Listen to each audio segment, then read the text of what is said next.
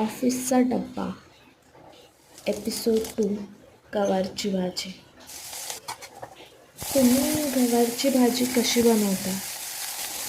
गवार उकडून मग फोडणी घालता की माझ्यासारखी अशी डायरेक्ट फोडणी घालता? मी तर अशी बनवते.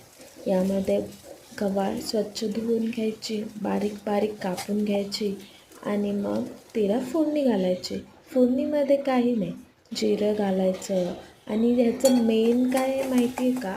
थोडीशी लसूण घ्यायची, थोडंसं तिखट घ्यायचं, त्याला ठेचायचं आणि मग त्याचं मिश्रण तेलामध्ये टाकायचं आणि मग त्यामध्ये गवार टाकायची, त्यांना मिक्स करून घ्यायचं.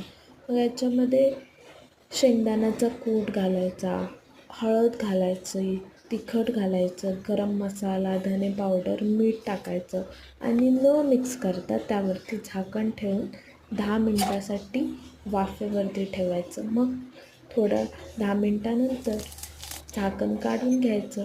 मग सगळं जे पाणी सुटलेलं असेल ते मिश्रण मिक्स करून घ्यायचं आणि पुन्हा 5 ते 10 मिनटासाठी गवार शिजायला ठेवायची आणि मग काय, आपली गरमागरम चमचमीत गवारची भाजी रेडी होते. तुम्ही या प्रकारे ना एकदा करून पहा आणि मला नक्की सांगा. बघा रेडी झाली की नाही गवारची चमचमीत तिखट मजेदार भाजी आणि त्यासोबत चपाती. म्हणून मग आज आमच्या टिफिनमध्ये आहे गवारची भाजी, चपाती आणि साबुदाण्याची खिचडी. मग आज तुमच्याकडे काय मेन्यू आहे डब्यामध्ये तेही नक्की सांगा मला कमेंटमध्ये.